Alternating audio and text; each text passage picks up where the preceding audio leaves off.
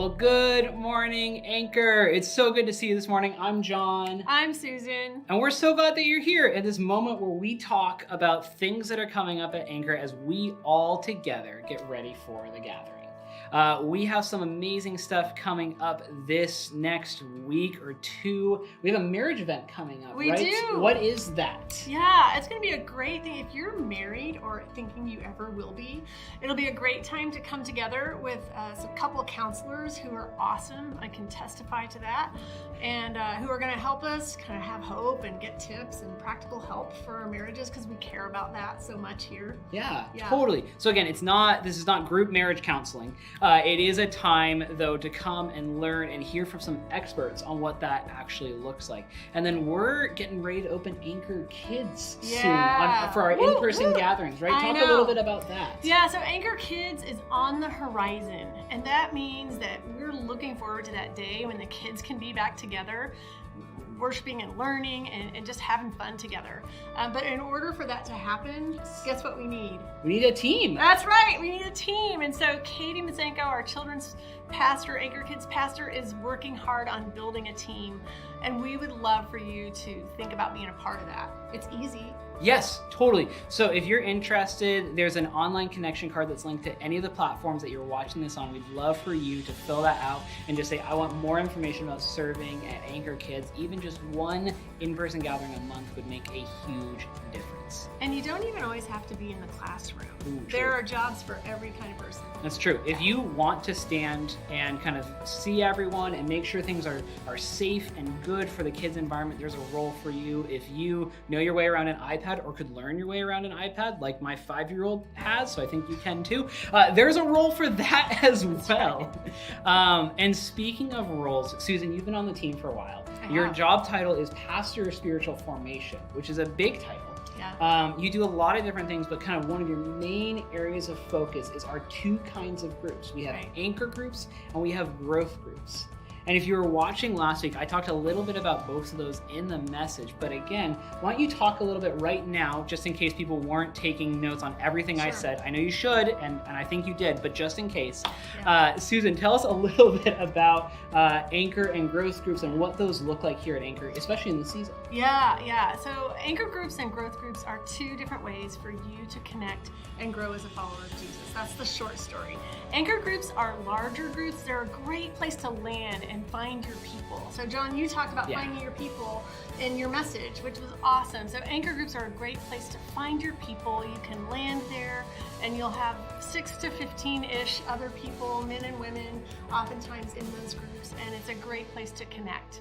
Yeah, and I love what you just said there. I think I've been at churches before where I've jumped into a small group setting that was 6 to 12 people, and I felt a pressure of like, oh, do these need to be my best friends now? Right. Do I need to go through life with these people? And it just felt so unrealistic. Yeah. And maybe you do. Maybe, some of those people are lifelong friends of mine, but I love that we have this group that's set up intentionally for you to find your feet, get connected with people, and start to find your people. That's right. And then we have growth groups as well. Yeah, growth groups are kind of a next step. Yeah. So a growth group is a smaller group, 3 to 5 men or women. These are one kind of gender. And you can come together for a season or for the long haul. You're going to be committed to, really being in a high trust, transparent community together. And there's content provided for those. Those are peer-led. And so they just have a different flavor that's very sweet and sacred. And I just want to give an encouragement to those of you who have your people but aren't in a growth group yet. I think it's really easy, if you've been at church for a while, to say, well, I have my people, we all watch the gatherings, on our own, and we talk about faith. I found in my life that without that actual structure that a growth group provides, and without that almost that accountability of just, someone's asking like, hey, how'd that conversation go? It was so easy to forget to have those intentional conversations about the gathering, about our lives, and just keep everything surface level. So even if you have found your people and you guys hang out regularly in your little quarantine bubble, I'd really encourage you, reach out on that connection card, say, Susan, me and my people would love to get into a growth group. Can you help make that happen?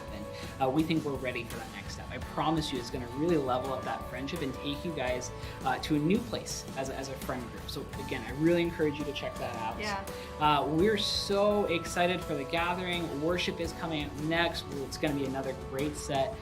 Thanks so much for being with us, and we hope you enjoy this gathering.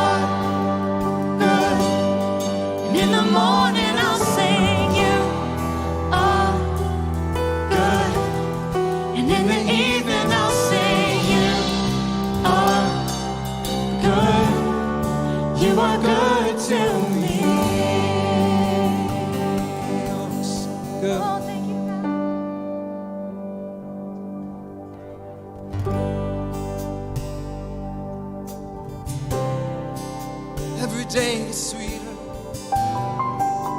every day gets better with you, Lord. worthy of every song we could ever sing, worthy of all the praise we could ever bring, worthy of every breath we could ever breathe. We live for you. Oh.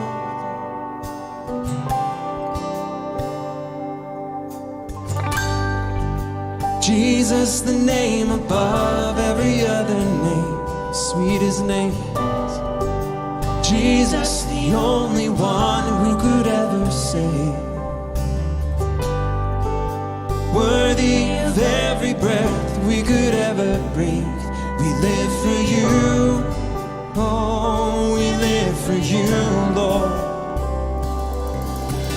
Holy, there is no one like you. There is none beside you. Open up my eyes in wonder. Show me who you are and fill me with your heart and lead me in your love to those around me. Oh, lead us, Lord. He's worthy, worthy of every song we could ever sing, worthy of all the praise we could ever bring. Yeah, worthy of every breath we could ever breathe. We live for you, Lord. Oh, we do. His name is Jesus. Jesus, the name above every other name. Oh, it's Jesus. Jesus, the only one who could ever sing. Our God is worthy, worthy of every breath we could ever breathe. We live for you. Oh, we live for you, Lord. You're holy, holy. There is no one like you. There is none beside you. Open up my eyes in wonder. Show me who you are and fill me with your love and lead me in your love to those for your mercy. Holy, there is no one like you. There is none beside you. Open up my eyes in wonder. Show me who you are and fill me with your heart and lead me in your love to those around me. Lead us in your love, oh, to those around us. Oh, give us your heart. Lead on, lead on. Oh, lead us in your love, to those around us. We want you, want your heart. I will build my life upon your love. It is a firm foundation.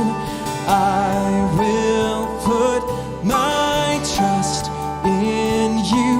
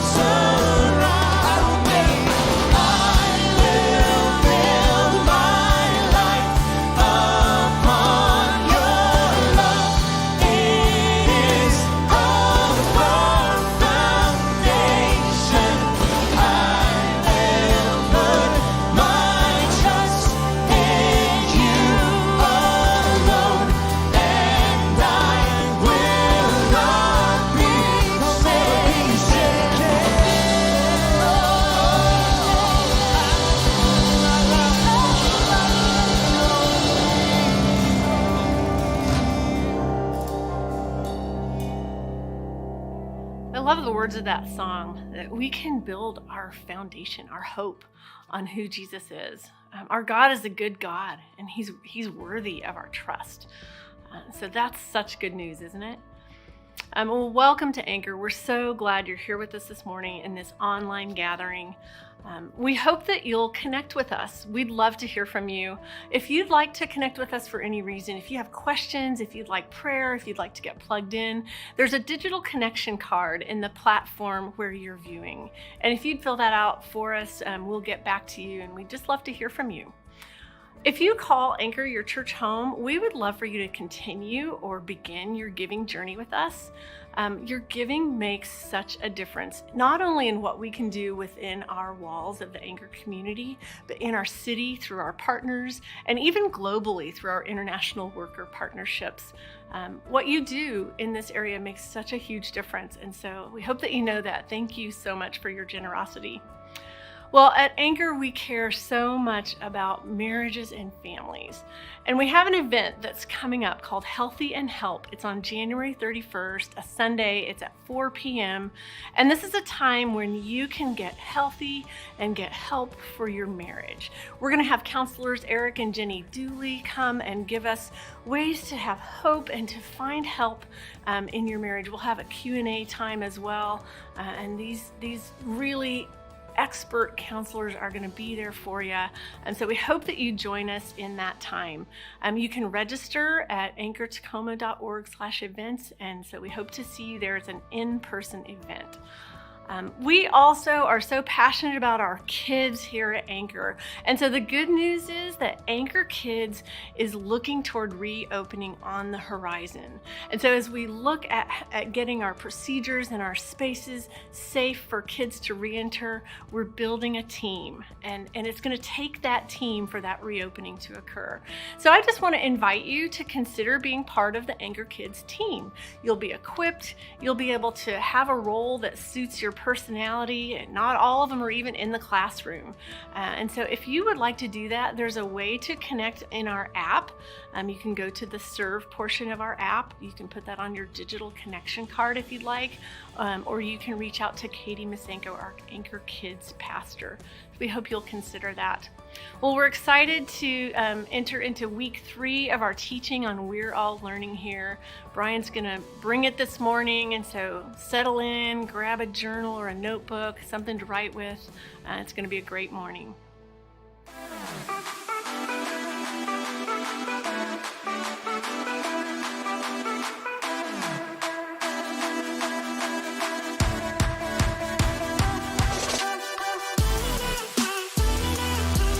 Good morning, Anchor community. Pastor Bryan here, and we're continuing our teaching series, We're All Learning Here, where we're confessing wherever we're at that we all have more to go, farther to go in our pursuit of Jesus, that we're all learning. Throughout this teaching series, we've been having titles of our teachings that are like action phrases. So the first is Drop the Net, where we talked about how every follower of Jesus has to get to a place where they drop the net, they drop something that is keeping them from Jesus. And last week, our executive pastor, John, talked about how we are to find our people, that every follower of Jesus has to find their people that can help them follow Jesus more closely. Community allows us to do something that we would never be able to do alone. And today we're talking about something that's incredibly important. The title of the teaching is Embrace Rhythm. So drop the net, find your people, and today embrace rhythm. And to do this, we're going to be, instead of reading the passage all at the beginning, I'm going to be reading it kind of verse by verse throughout the teaching, sometimes even word by word, so we can really pay attention to what the story is telling us about the way of Jesus. So I'll read a couple of verses here at the beginning. And starting in chapter 6, verse 30, we read, "The apostles gathered around Jesus and reported to him all that they had done and taught." You may remember that the followers of Jesus sent them out 2 by 2 to proclaim the kingdom of God, to teach the way of Jesus, to heal people that are sick, to exorcise demons, that the kingdom of God would like come through like a wave through the cities and the towns that they would enter into. And so they're doing this work of the kingdom. And then what we read in verse 30 is that they come back to Jesus and they share all the good stuff that they saw and that they did. And they're excited. You can hear the excitement and the anticipation through this just one verse. And then we read in verse 31, then, so they've shared the stories, and it says, then, because so many people were coming and going, that they did not even have a chance to eat. Now, I'm going to stop at mid-verse there.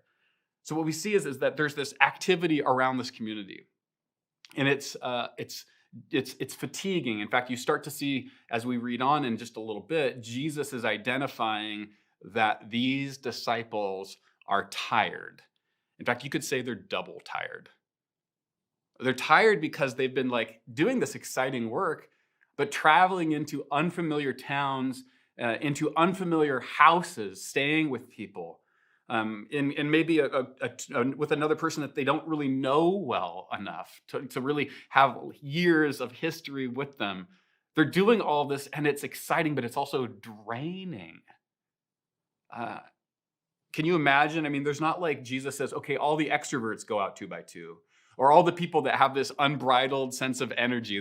They're able to replenish their resources of energy really quickly. It doesn't say only those types of people go out 2 by 2, and the kind of introvert contemplatives stay with me and will pray. That's not how Jesus breaks it up. He says, everybody that's in this group of 12 go out. And so you have people that are like probably even more fatigued than others as they come back excited but tired. But then also Jesus sees another thing. Not only are they just fatigued from the mission, but they haven't eaten. There's like all this people there. It says they're coming and going around Jesus. And Jesus, it's like Jesus is aware that they haven't even had time to take a bite. They're double tired. And Jesus can like smell the tired on them. As a parent, I've developed a skill to smell the tired on my kids. It's that time of the night where it's bedtime and there is resistance. I'm not tired, as their eyes droop and they become more whiny and frustrated. You're so tired. Even this past week, not only is it sometimes that I can see the tired in my kids, but sometimes my friends can see the tired in me. Maybe you had that experience this past week.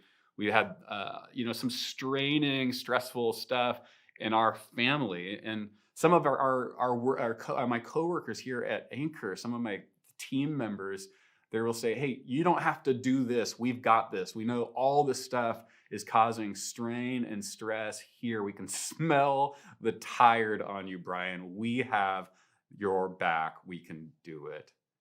Jesus is smelling the tired on the disciples. And so what we see is his response is not work harder. And it's not, who cares? You only live once. You can rest when you go to heaven. That's not what Jesus says. In fact, Jesus invites the disciples, and what we'll see, into a rhythm of rest and work. A rhythm of rest and work. So what I want to do is I want to look at each of those words through the course of this teaching and show how they're connected to the verses that we're going to be looking at and relevant for our lives. So again, Jesus invites the disciples to a rhythm of rest and work. And I want to speak to this word rest first. See, Jesus has spotted their fatigue. He spotted their tiredness, their double tiredness from traveling and from working and from not eating. And so he says to them, and at the end of verse 31, he says, "Come with me by yourselves to a quiet place and get some rest." And then 32, it says, "So they went away by themselves in a boat to a solitary place." So we're going to look like word by word at that. It's important to note, what is like Jesus inviting these disciples to? The first thing he says is, "Come with me." It's meaning like we're going to do this together. We're going on retreat. We're going to a destination spot and we're going together. Come with me. And then the next is by yourselves. Don't invite that draining neighbor this time. Those connections you made on the mission field over the last week or whatever, those are for there right now. What I'm inviting you to is for us. It's something that we're doing. You don't have to invite people along to this thing. It's for us. And it's a quiet place. Come with me by yourselves to a quiet place.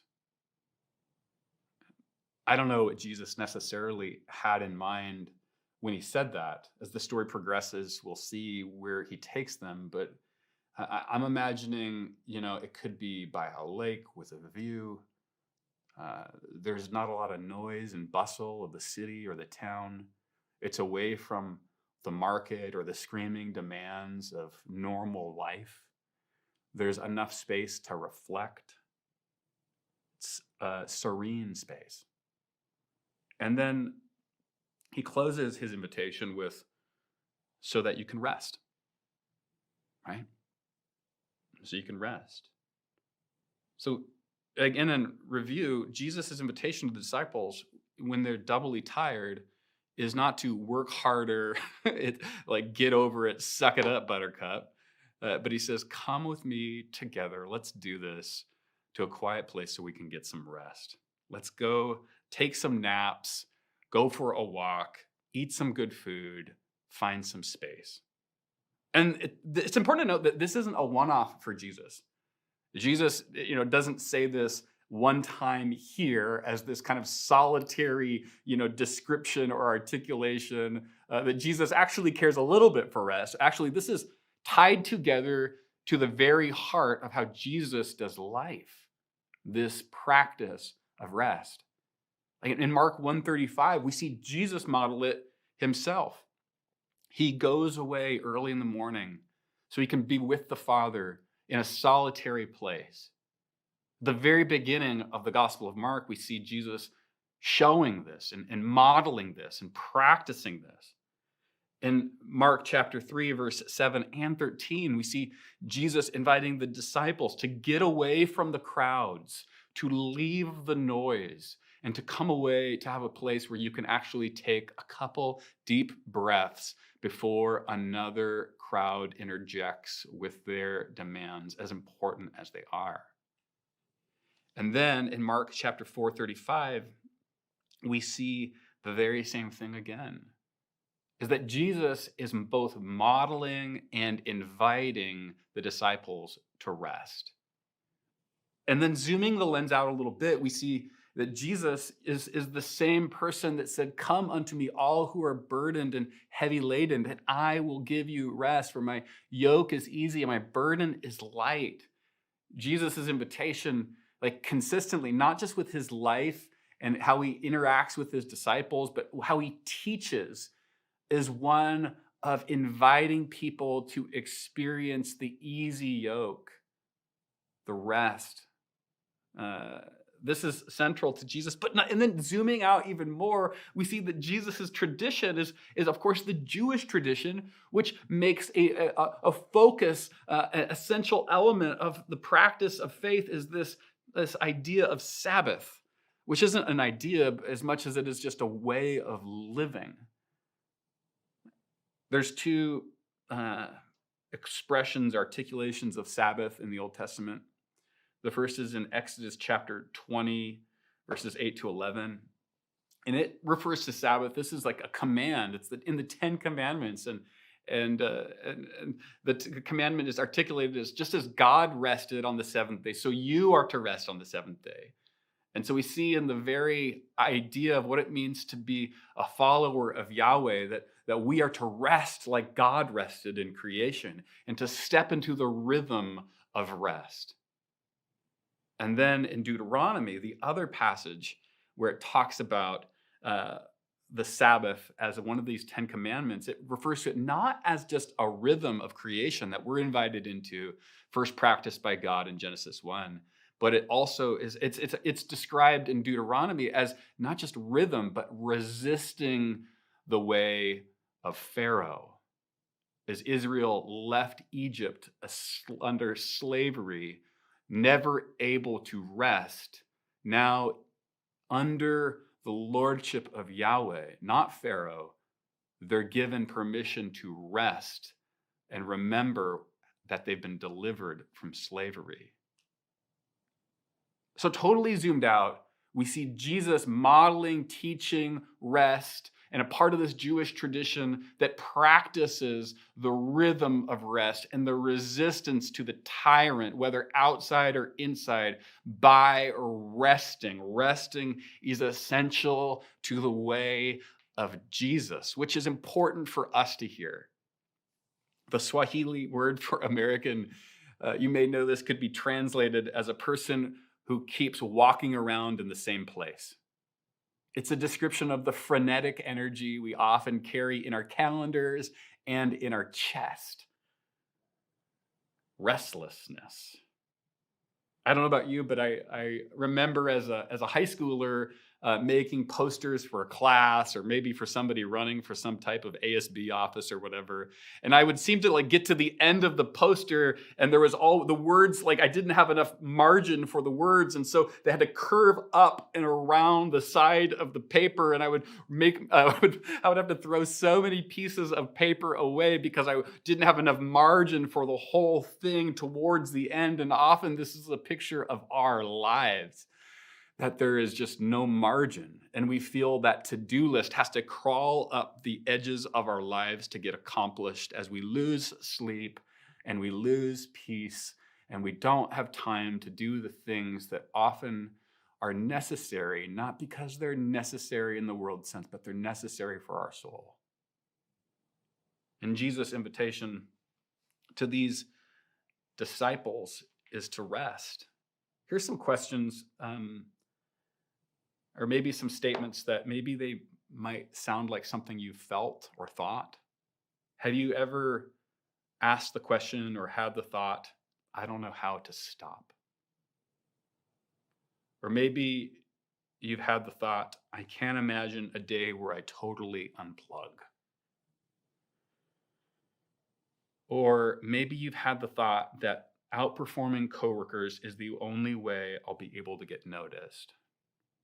These are pictures of the frenetic energy of the calendar and our soul. And Jesus' invitation to a person that's wrestled with those very thoughts is to come away with him, to rest, to resist the tyrant, those outside and inside, and to step into the rhythm of creation, the one first offered by God. I oftentimes, and I say this as somebody who's experienced this, have seen sometimes overwork as a coping mechanism, where sometimes my life feels crazy and unmanageable. And so I actually go back into work because there's a sense where it feels like it's manageable. So I retreat from some of the chaos sometimes that I'm feeling in my life to go into something that feels a little bit more manageable. Jesus is inviting us to not have to cope with overwork, but to experience true rest.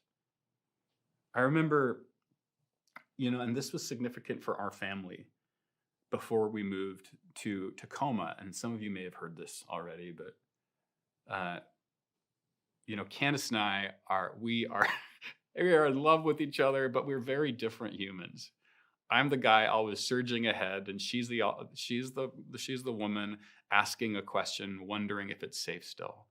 And that has been a lot of our story, how we've learned to love each other and truly complement each other in our differences. And I remember having some conversations and praying with Candace before we left to plant Anchor, and she said, I can do this. She was seeing all of the energy and the strain that would be involved in planting a church, and she said, I can do this if we have a weekly date night where we're able to not just eat good food, though that's a plus, but be able to sit together and kind of sync up with each other. And if we have a family night where we're able to, as a family, do that very same thing. And here's the last part, we practice Sabbath together. Now, let me tell you that over the time of being here at Anchor, both the worst and the best moments have been connected to how I'm practicing Sabbath. If I'm not, it not only brings tension in the home, but tension inside of me. If I am, there's this anchor, pardon the term, of rest that I have that resettles, realigns, and helps me step back into the world, being reminded of what's truly important and having time to reflect and sit. Jesus invites us into that. For just as a quick thought, you might, as your family or maybe as roommates or with some close friends, have a conversation about what it looks like to practice rest in your week. For us, one of the things that's been helpful as a family is to, like, how can we play and pray with family and friends on that day? How can we play and pray with family and friends? But Jesus invites the disciples not just to rest, right? As if resting itself was something that was good independent of work. No, Jesus invites the disciples to a rhythm of rest and work. In verse 30, we read it at the beginning, but they come back around Jesus and they're telling them about the things that their hands have done, the things that their words have done. They're telling Jesus and they're excited about the work that they have done. I think it's important to note we live in a world that, like, at our basis level, we just like to project images and consume information. We project an image and we consume more information. And at the worst expressions of that projecting image, consuming information, we become hollow and shallow humans. Work, like putting our hands to something of significance, is an interruption in the normally scheduled program that our culture continues to foist upon us. Work, putting our hands to something of significance. Because if we're hollow and shallow humans, we're really just starved for that thing that we crave, to be a part of something great, to be a part of something of significance. This past Monday was Dr. King Day, where we remembered the legacy and the dream of Dr. King. And he's one of the people that I look to, like, who's put his hands to something of significance. Whether it was, working for equal access for voting or marching for peace or preaching the scriptures or organizing communities or loving his family or enduring antagonism, his life was marked by putting his hands to something of significance. And another example in my mind of somebody who lived a life of their hands being put to something of significance was John Wesley, who was the founder of what we know as today's the Methodists, but was an Anglican himself. And looking back on his life, he rode 250,000 miles on horseback up into his 80s, telling people about the love of God. He wrote 40 and preached 40,000 sermons and penned 5,000 pieces of literature stretching from sermons to full books.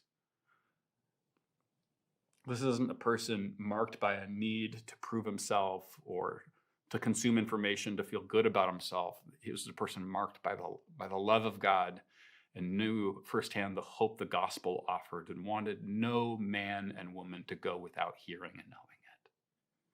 I think that can become problematic potentially by mentioning these two names that are of such historical import and significance, Dr. King and John Wesley, because I think sometimes we can look up to them and it can feel like almost disillusioning. I could never be them, and so why try?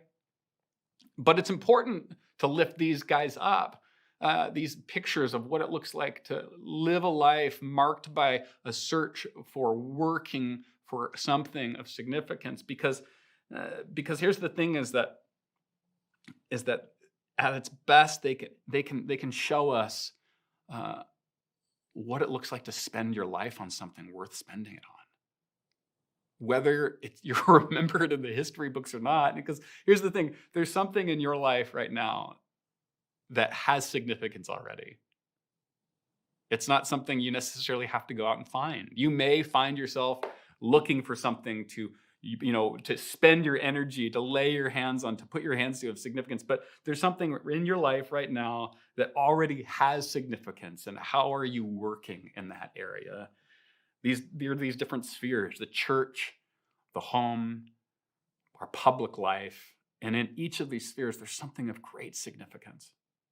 Whether you work in utilities or in retail, there's something in your workplace of significance right now. Yes, there probably is something, and perhaps something in the future, of more or different significance, but there's something right now of significance. It could be a relationship. It could be a work opportunity. It could be a way of investing in the people's lives or what have you that shows them value maybe for the first time. In your home life, there's something of significance that you can lay your hands on to work well in. Whether it's making a home or loving your dad or loving your son, loving your mom or loving your daughter or your sister. Each of those things are things that of significance that if we lay our hands on them and work in that area, beautiful things will be the result.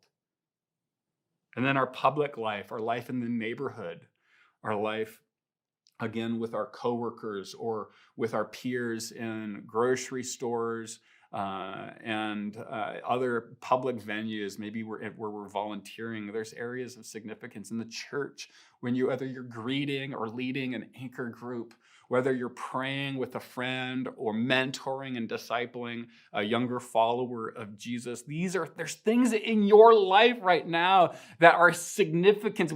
And Jesus invites us not just to rest, but to lay our hands on the things that are significant, to work them and to leave the world marked by the work of Jesus in all the spheres of our lives.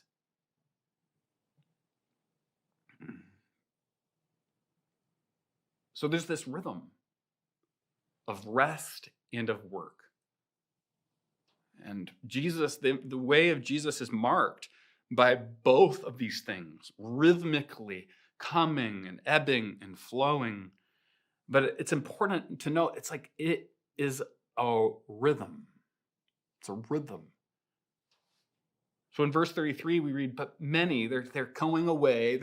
They're going to their destination resort. The reservation has been made. They're all excited. They're anticipating some naps and some sandwiches and some relaxing time.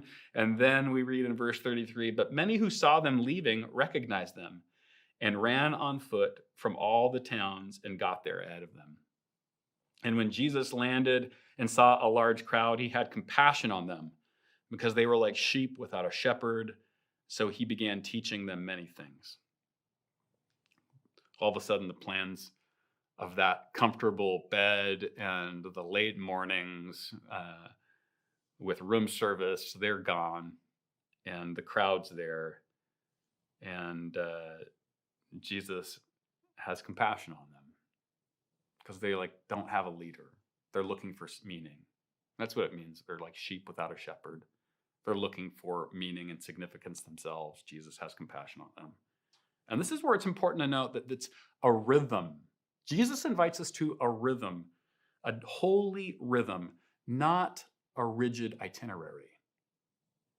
I mean, there's times where we all need itineraries, but Jesus, on a large scale, picture, is inviting us really to this holy rhythm. And rhythms, are sometimes there's things that interrupt them. And that's a part of lived daily experience. And this is what the disciples experience. And this is the way that Jesus modeled as well, like throughout the Gospels. In fact, he heals somebody on the Sabbath. Pharisees get frustrated because apparently you're not supposed to heal somebody on the Sabbath. He picks some wheat with his disciples on the Sabbath, and the Pharisees get frustrated because he's picking wheat on the Sabbath, and apparently you're not supposed to pick wheat on the Sabbath. The Pharisees are functioning with this rigid rule system, this rigid itinerary, and Jesus is practicing this holy rhythm. And so one of these interactions with the Pharisee says, hey, you know what? The Sabbath was actually made for humans. It wasn't humans made for the Sabbath. This is how all rules at best work. That rules are created for humans, not humans for rules. And so rules practiced well and implemented well create shalom and wholeness. And Jesus is saying, hey, let's focus on what really matters. The rule, the Sabbath principle, is actually created for wholeness in humans. And that's exactly what I'm offering. Food to my disciples, healing to this person. And this is what he's offering as well to these lost people that are looking for meaning and looking for significance, these lost people that are like without a shepherd. And here the disciples are losing their retreat, but gaining insight into the heart of the Messiah. So this might mean for us, if we're to implement it, is that we might, on our Sabbath, on our day of rest, whatever you call it, that you turn Instagram off, but you take the call from the hurting friend. It might mean that you spend some time praying for the person that's experiencing something traumatic in their family, but you choose to not mindlessly watch television. It might mean that you watch some television to relax and chill, but you don't check your email. See, the invitation from Jesus is not to this thing that where everything is spelled out, but it's to discerning what is rest for me and how can I practice it? Do the needs of my community require me to step out momentarily of the normal practice of my day to better care for these people that are in a desperate situation? Jesus invites us to discern that. That's the principle of rhythm. And here's some questions to help you with this discernment process. Whereas you discern work and rest, you might ask, is my Sabbath constantly being filled with appointments? You might ask, am I making space for what I see and what I deem as life-giving for myself and for my family on my day of rest? You might ask, how do I typically feel the day after my day of rest? Am I exhausted more? Am I restful? As the story concludes, in Mark 6, 45 and 46, we see Jesus again reissuing the call to rest. The disciples have fed the 5,000. It's another exhausting, trying time for them. Jesus has not forgotten that. And so in 45 and 46, he sends the disciples out by themselves, and then Jesus himself goes by himself. And then we don't know how much time elapses between then and when they re-engage, but we know it's fair to expect that it was very restful. We don't know if they slept, if they napped, if they fished, if they played, but we know that no ministry happened there, and we can guess that it was restful. How do we be people that really practice this rhythm of rest and work? It's more than setting a calendar alert. It requires more than setting a calendar alert. It requires more than having the person that typically holds you accountable ask you that question, were you able to rest? It requires more than that. Those things can be helpful. It requires more. To really practice the rhythm of work and rest, to get away from the errors of both workaholism and sloth, we have to know the God of rest and work. To practice the rhythm of work and rest, we have to know the God of work and rest. You see, in the New Testament, Jesus is described after the resurrection, after the ascension, as sitting at the right hand of the Father, which is code in the Jewish world for he's at rest. He's at rest. He's sitting down. He's not active. In fact, from the cross, he says that very thing. It is finished. God has, in Christ, restored a broken humanity to a holy God, and Jesus can sit down at the right hand of God at rest. But there's this other piece also in the New Testament where Jesus himself says, "Behold, I am making all things new." So we see that the very heart of our triune God is one of rest, sitting down, but also one of work, making all things new. And when we understand that God is working and at rest, he is sovereign enough to be able to breathe and rest, and active and working enough to resolve all the brokenness in the world, in your personal life and in our globe, in our nation. One day we can have confidence in our own world to rest and work, experiencing not just a Sabbath, but a Sabbath heart, as we know the God of rest and work.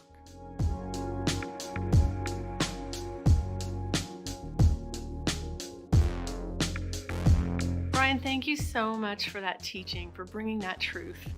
And church, we want to stay in this place of receiving and making that head-heart connection with the truth that Bryan's brought. So we've prepared some reflection questions for us to consider. The first one is this. At Mark chapter 6, this portion of it shows us Jesus' value of both rest and work. If you were to look over your life, where would you find Jesus-centered rest? The second one is, how about Jesus-centered work?